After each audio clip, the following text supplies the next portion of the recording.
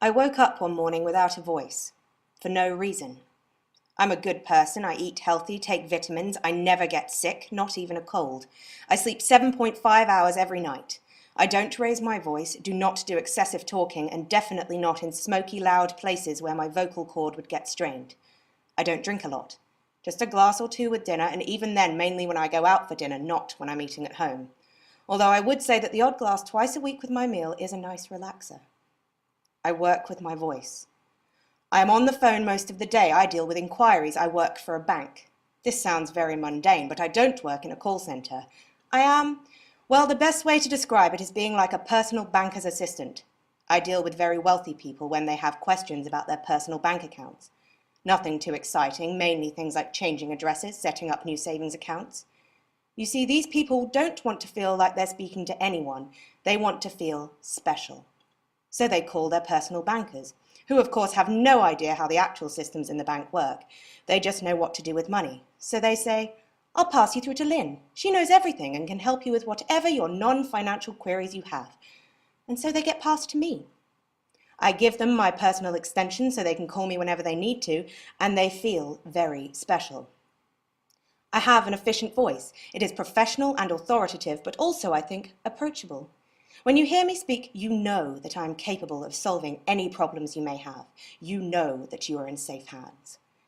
I am a very organized and practical person. This comes across through my pitch and my intonation. My clients often ask me my opinions on films or books when we're waiting for the system to load new information. They never flirt with me, but they know how I think. This is because I give them a strong sense of intelligence and thoughtfulness. When I woke up that morning without my voice, I stopped and thought, but my thoughts were useless.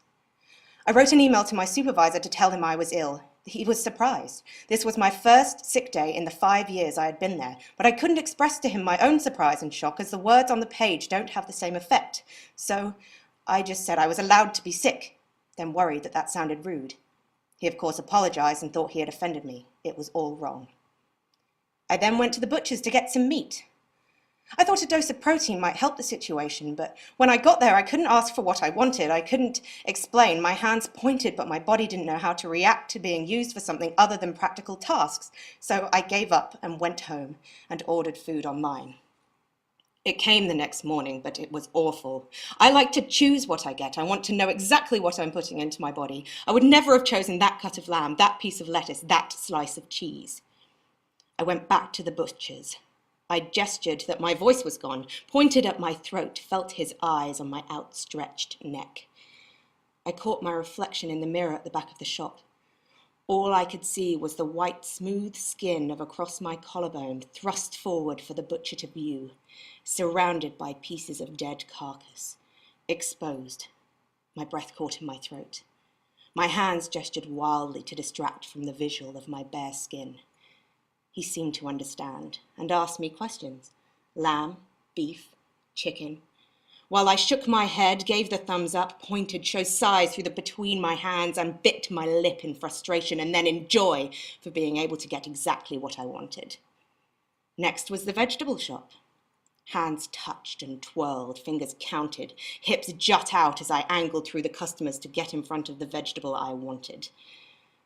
When walking home with my purchases, I felt naked. My body exposed to the world. My hands had become the thing that led me in this world, pulling my body behind them.